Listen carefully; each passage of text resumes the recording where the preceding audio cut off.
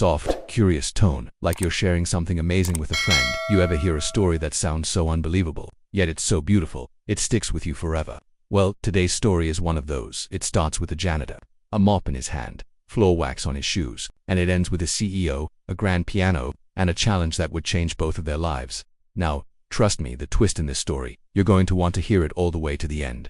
Because what this janitor did, it didn't just leave the CEO's daughter speechless, it left an entire room in awe.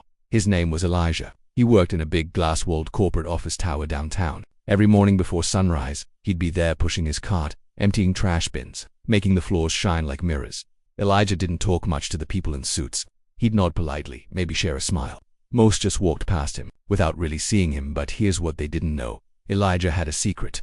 One Friday, the building buzzed with excitement. The CEO, Mr. Whitmore, a man with silver hair, a commanding presence, and a reputation for being a little intimidating, was hosting a charity gala in the top floor ballroom. Elijah was assigned to tidy up before guests arrived. That's when he noticed it right in the center of the ballroom, a gleaming black Steinway grand piano.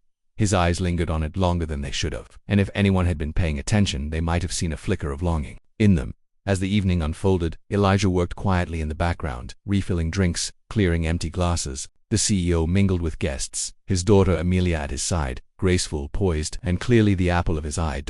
At one point, someone mentioned that Amelia loved classical music, especially Chopin. That's when Mr. Whitmore, perhaps in jest, perhaps to show off, said loudly, "You know what? Anyone here who can play Chopin perfectly, I'll marry my daughter to them." People laughed. It was the kind of thing rich men say without thinking, but Elijah, he heard it, and something stirred inside him.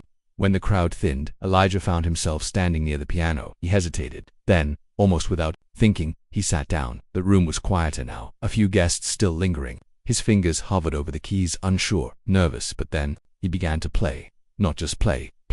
The notes of Chopin's Nocturne floated through the air like warm honey, delicate yet powerful. His hands moved with the ease of someone who had lived these notes for years. The laughter in the room died down. Conversation stopped. Even Amelia, who had been checking her phone, looked up, her eyes wide. Mr. Whitmore turned, expecting to see one of his wealthy guests at the piano, but instead, there was Elijah, the janitor.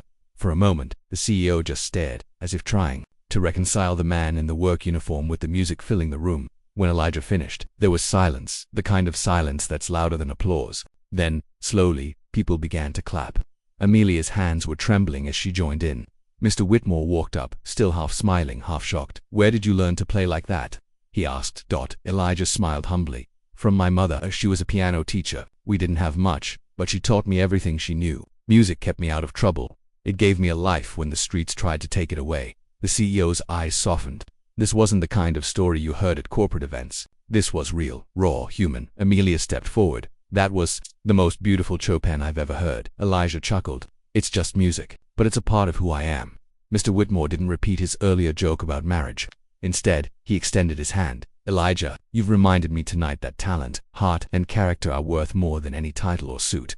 From that night on, Elijah wasn't just the janitor. He was the man who, for a brief, magical moment, made an entire room remember what beauty truly sounded like. Warm, almost whispering tones. So friends, the next time you see someone and think you already know their story, stop, look closer. Because behind every uniform, every job title, every first impression, there might be a song you've never heard before, and if you're lucky, they might just play it for you.